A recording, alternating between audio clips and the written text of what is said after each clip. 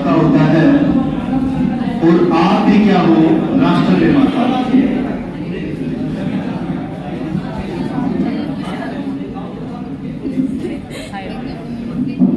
ये एक बार तो गलत है, छोटू फिर भी लेना पड़ा।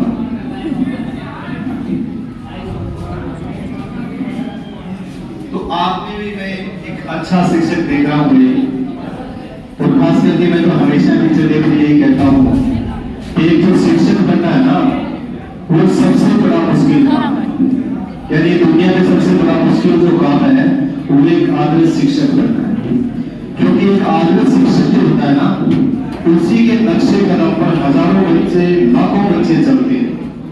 अगर वो एक अच्छा टीचर होगा तो उसकी जो पोध होगी पीछे जो उसके चलेंगे, उसके नक्शे कदम के ऊपर जो चलेंगे वो अच्छे बच्चे बनकर उभरेंगे। और अगर एक अच्छा टीचर नहीं होगा तो वो क्या बनाएगा? क्योंकि टीचर के अंदर ही हम सब जो सभी के सभी गुण देखते हैं और उन गुणों को क्या करते हैं, हमें ग्रहण करते हैं। खास करके मैं तो हमेशा यही कहता हूं, एक तो आप लीक से हटके काम कीजिए। आज हम हमारे भारत देश के प्रथम उपराष्ट्रपति और दूसरे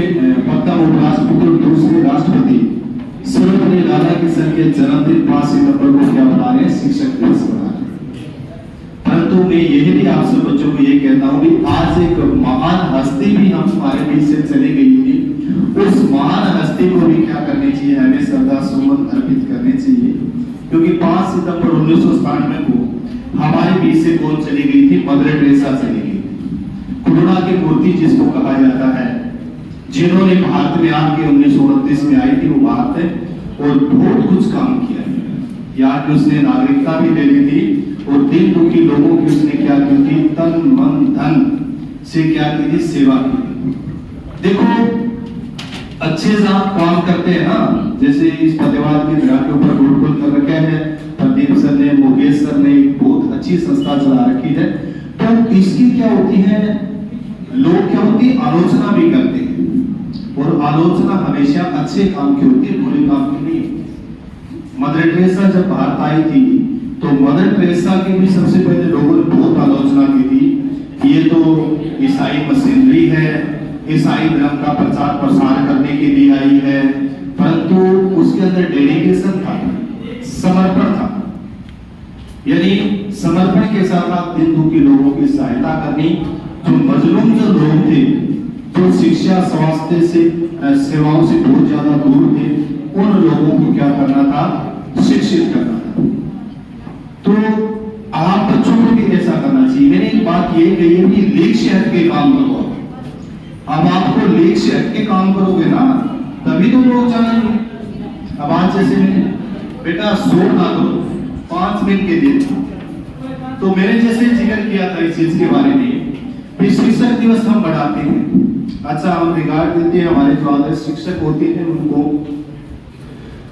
आप भी भावी हमारे शिक्षक हो, आप भी समाज के अंदर जाओगे, अच्छे अच्छे स्कूलों के अंदर आप टीचर बन के जाओगे, तो आपको भी लीक से हट के काम करना। जैसे मैंने आपको कहा ना, हम टीचर डे का भी जिक्र कर रहे हैं, सर्वपल्ली राधाकृष्णन का भी जिक्र कर रहे हैं, परंतु हमें मदर टेरेसा के बारे में भी जानकारी होनी चाहिए। क्योंकि दुनिया उसी को देखती है जो लीक से हटके चलता है। एक पगडंडी होती है, उस पगडंडी पर हम चले गए, हमारे बच्चे चले गए, हमारी कई पुश्तें चली गई, हमारा समाज उसी रास्ते पे जा रहा है, तो कोई नहीं पहचानेगा। आप उस रास्ते से हटके अगर काम करोगे ना, तब लोग आपको जानेंगे।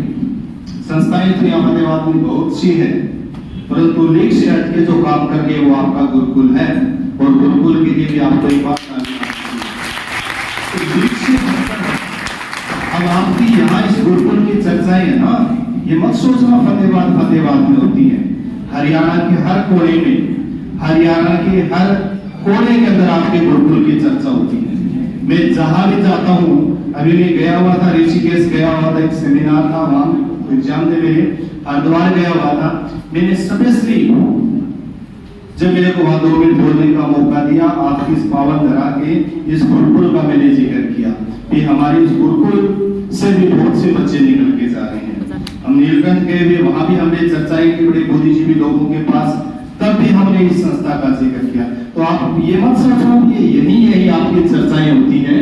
आपकी चर्चाएं कश्मीर से लेके कन्याकुमारी और पूर्वोत्तर से लेके सिलचर तक संपूर्ण भारत में हो रही है।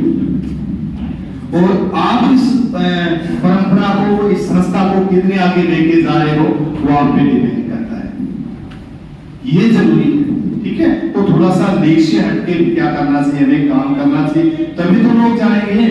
अब मैं रोडवेज में हूँ, 14 साल से सेवाएं दे रही हूँ। अगर मैं चलता रहता वैसे ही बसों में चल रहा है, हमारा तो रूटीन बड़ा चलता है, अगर उसी के साथ रहते तो कौन जानते? आप नहीं जानते मेरे को, और लोग नहीं जानते, लाखों लोग हैं, परंतु हमने लीक से थोड़ा सा हटके काम किया तो आज जान रहे हैं। प्रदीप सर अगर पढ़ाते किसी संस्था वैसे पढ़ाते चलते रहते, समाज से जुड़ाव नहीं रखते तो नहीं जानते इनको भी। तो हमारे साथ जो जितने भी टीचर जुड़े हुए हैं वो उनको जानने का यही कारण है कि वो लीक से हटके काम करते हैं। और एक चीज आप सब बच्चे बोल तो नहीं रहे बेटा, एक चीज आप याद रखना, आप अपने आप में नायाब ही हो। खास करके बच्चे देखो, फेलियर और सक्सेस का जब हम जिक्र करते हैं, खास करके सर कहते भी है फेलियर हम किसी को नहीं कहते कि उसकी थोड़ी सी सक्सेस क्या होगी, पोस्टपोन हो गई। आप दुनिया में एक नायाब इल्म हो अपने आप में। किसी भी बच्चे को ये मत सोचना कि मैं है ना कुछ नहीं कर सकता, ये नहीं कर सकता, सब कुछ कर सकते हो। इस दुनिया की जो लगभग 7.5 अरब के आसपास जनसंख्या है संपूर्ण भारत विश्व की, उस 7.5 अरब जनसंख्या में एक आप नायाब इल्म हो अपने आप में। जो खूबी आपके अंदर है वो खूबी प्रदीप सर में नहीं है, बिरजपाल सर में नहीं है, सिलोक सर में नहीं है, मेरे में नहीं है। अपने आप में एक नायाब खूबी होती है, उस खूबी को क्या करना होता है, आपको पहचानना होता है। यानी कोई आदमी भी अपने आप में तुच्छ नहीं है, बेहीन भावना ग्रसित नहीं होना है। उसके अंदर एक कला है, उसके अंदर एक आर्ट है, उस आर्ट को उसको पहचानना है। जैसे प्रदीप सर जी ने आर्ट पहचान दी पढ़ाने की, लोगों के बीच रहने की, शिलोक जी ने आर्ट पहचान ली अपने अंदर साइंस को पढ़ाने की, बिरजपाल कंटेंट किंग जो हमारे हैं लेखन की, उन्होंने अपनी कला को पहचान लिया। तो पहचान लिया तो वो अपने आप में निखर गए। तो अपने आप में किसी को भी ये मत सोचना कि मैं हीन हूं, मैं कुछ नहीं कर सकता, कर सकते हो। मैं छोटा सा एग्जांपल देता हूं आपको। हो सकता है हमारे बीच में भी कोई ऐसा नायाब इल्म बैठा हो जो हम सबको तार ले जाए। तारना मतलब होता है सफलता की जो डगर है हमारी, उस डगर को पार करवा दे। खास करके मैं एक दो एग्जांपल देता हूं कोई चीज के बारे में। एक बस जा रही थी धार्मिक यात्रा के ऊपर, उस बस के अंदर 52 सवारियां थी, ड्राइवर था। तो जैसे वो बस गई पहाड़ों के अंदर सफर करती करती तो बादल हो गए, बारिश आने लगी, तेज बिजलियां गरजने लगी, बिजलियां चमकने लगी, और एक बिजली आए और उस बस के ऊपर आए और वापिस चली जाए। उस बस पे आए, वापिस चली जाए। उस ड्राइवर ने सुझाव दिया कि हमारे बीच में कोई एक ऐसा इंसान बैठा है जिस इंसान के ऊपर ये बिजली गिरना चाहती है परंतु ये वापिस चली जाती है। भी एक ऐसा दुष्ट आदमी है अपने बीच में, उस आदमी को हमें पहचानना है। मैं तारने वाली बात बता रहा हूँ, एक आदमी की महत्वता क्या है। तो उन्होंने कहा, उस ड्राइवर ने कहा कि एक किले दूर एक पेड़ है, आम का पेड़ है, उस पेड़ को एक एक यात्री उतरेगा, उस पेड़ को हाथ लगा के आएगा, वापस बस में आके बैठ जाएगा। ये रूटीन चलता रहा, रूटीन चलता रहा। 51 के 51 यात्री चले गए, पेड़ के हाथ लगाए, वापस आके बैठ गए। लास्ट एक यात्री बचा, संदीप जी साहब। अब उसकी मनोदशा, उसकी हालत हम अंदाजा लगा सकते हैं इस चीज से भी, क्या हालत होगी उस आदमी की जब 51 यात्री जाके वापस आके बस के अंदर बैठ गए। तो 51 के जो 51 लोगों की जो धारणा थी वो यही थी, फिर हो न हो ये दुष्ट आदमी यही है, इसी की वजह से ये सारी के सारी बस खत्म होने लगी। परंतु उस आदमी को, संदीप को धक्के से उस सारी बस की सवारियां में उतार के था, उस पेड़ के हाथ लगा के। तो पेड़ के हाथ लगाने गया वो, और जैसे ही पेड़ के पास पहुंचा, पीछे से जोरदार धमाका सुनाई दिया और पीछे मुड़ के देखा तो बस खत्म। 51 सवारी और एक ड्राइवर है, बस खत्म, क्योंकि बिजली उसके ऊपर गिर चुकी थी। एक आदमी ने उन 51 सवारियों को बचाया हुआ था।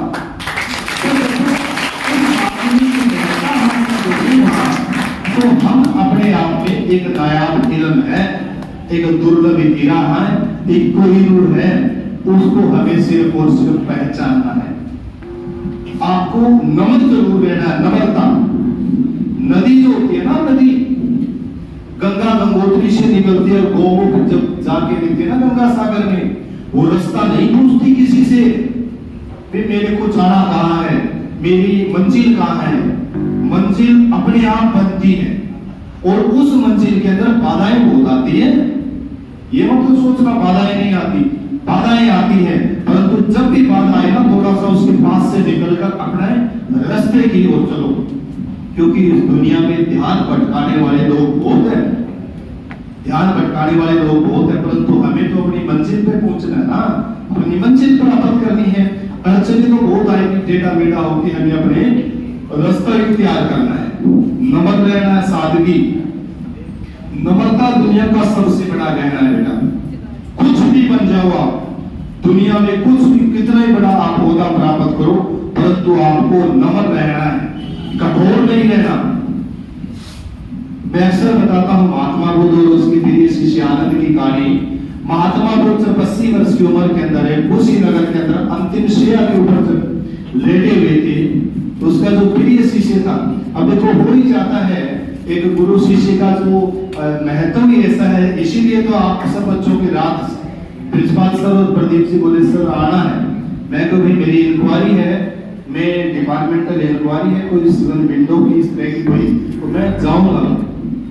फिर भी हमारा एक जो अंतरंग रिश्ता है मेरा प्रदीप प्रिंसिपल सर का और आप सब बच्चों का, चलो कल में अपनी वो जो है मीटिंग वो मैं और को किसी को बताता हूँ, मैं आपके गुरु